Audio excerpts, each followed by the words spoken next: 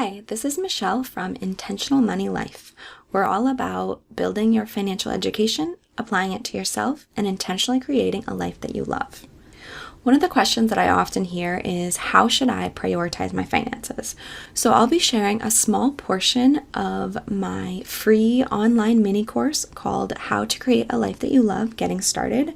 And it is going over how I would prioritize my financial situation. So a question that I often see is, how do I prioritize? I have this much debt on this, I have $3,000 on this credit card, and I have $5,000 in my IRA, and I have all of these things, and how do I prioritize?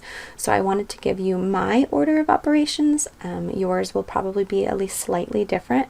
This is more of just a general guideline, but you can decide how else you want to do it. One note is you probably do not want to skip all of the steps and get to the end one, right? You want to at least think about, do I need to focus on this? Is this thing relevant for me before you try to move on to the next priority step? Okay, so to me, the very first step that everyone should do is to establish an emergency fund and get $1,000 to 1 month of your necessary expenses in that fund. So establishing an emergency fund, that would mean setting up a separate bank account, ideally something like a savings account, and labeling that your emergency fund and not touching it unless it is an emergency.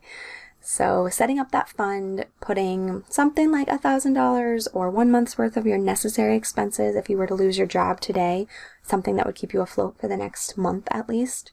And then once you get to that, I would say the next step would be to get your employer's full retirement match if available. So if you work for a company that offers a 401k plan and they offer a match, say a 3% match or something like that, you want to get that full match.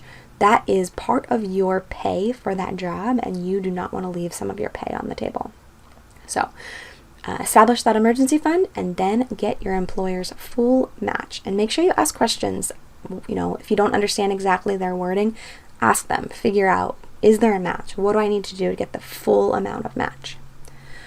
Okay, step 3, pay off all of your debt with an interest rate over 10%. So generally this is going to be credit card debt. I have seen some private student loans that are over 10%, and there are several other ways to get loans over 10%. If you have debt over 10%, you really want to get that paid as soon as you possibly can. So that would be my next goal. Step 4, I would say build your emergency fund further. So once you have paid off all of your debt over an interest rate of 10%, I would say let's build up that emergency fund more to like 3 months of your necessary or required expenses. So step 4 is build up that emergency fund a little bit higher. Step 5 is max your HSA if you have one. That's a health savings account, which is not the same thing as a flexible spending account, FSA. Your HSA is something you can only have if you have an HDHP or a high deductible health plan. It's a very specific type of plan. It's not just a health plan with a high deductible. So anyways, if you are eligible for an HSA, this is kind of a magical account, and you could fund that account, invest the money, leave it there for 20, 30, 40 years, let it compound, and then use it for health expenses, which is awesome. So if you have access to an HSA and you can afford to fund it and then leave the money there, that's what I would do in step 5. And then if you are eligible for an IRA or an individual retirement arrangement or account, then I would go ahead and open an IRA and at least partially fund the IRA. For 2021, the IRA maximum was $6,000. And so you don't need to get to the full $6,000 in this step, but at least funding it and get that money invested. Don't just put the money in the account. Okay, so then priority 6, I would say pay off all of your debt over 7%.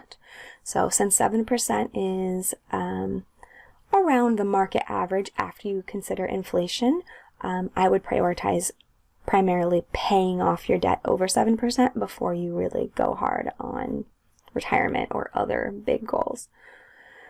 Okay, so step 7. Now is when I would start setting aside your money for your short and long-term goals. And remember that these should be goals that are going to help you enjoy your life more, both now and in the future. So I would really focus on getting your debt paid down to anything that's over 7%. Get that emergency fund started, get that IRA started, get an HSA if you can have one. And at that point, now I'm saying, okay, let's make sure that we really incorporate some of your goals into this. That will allow you to enjoy your life more. Step 8, I would complete your emergency fund.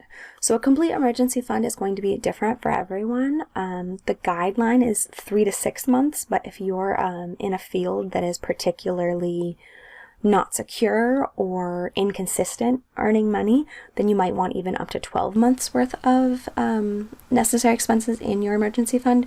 So you get to kind of decide what it is, but I would say 3 to 12 months, probably primarily most people would be in the 4 or 5 month range, I would think. So go ahead and fill that emergency fund.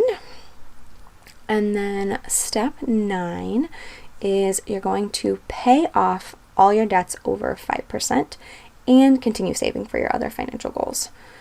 So while you have debt that is at a 5% interest rate or above, you're kind of in that tricky area where you're probably going to make more if you invest the money, but you're not going to make that much more. And then of course there's all these other things going along with that. So I would probably pay off anything over 5% in step 9.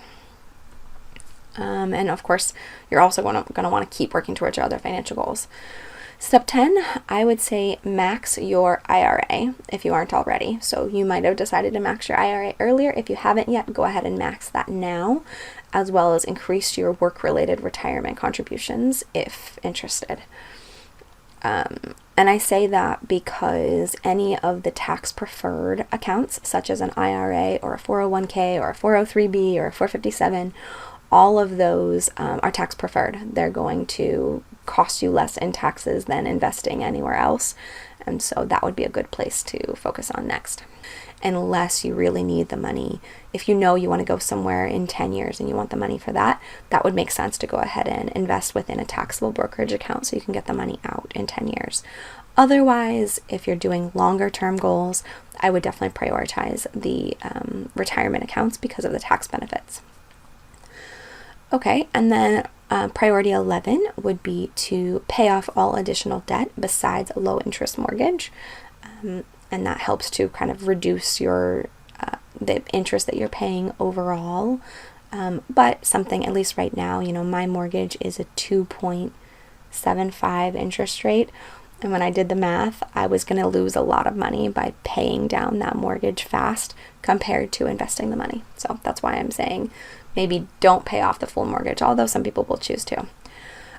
Step 12, I would say max that 401k. So if you haven't started maxing it yet, then I'd go ahead and do that. In 2021, the 401k annual contribution limit is $19,500.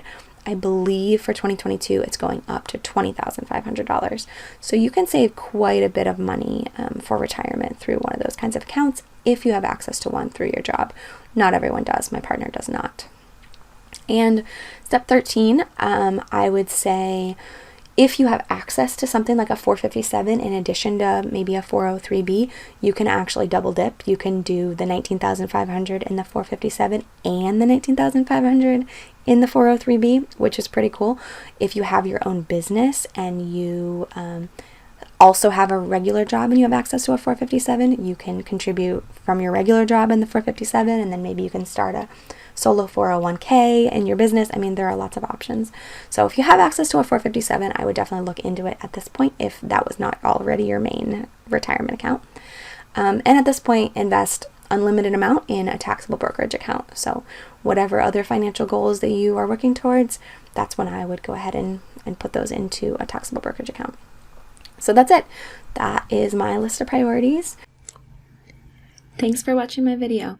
You can find the free mini course at intentionalmoneylife.com, and you can find a one-page priorities printable at intentionalmoneylife.com/blog/priorities.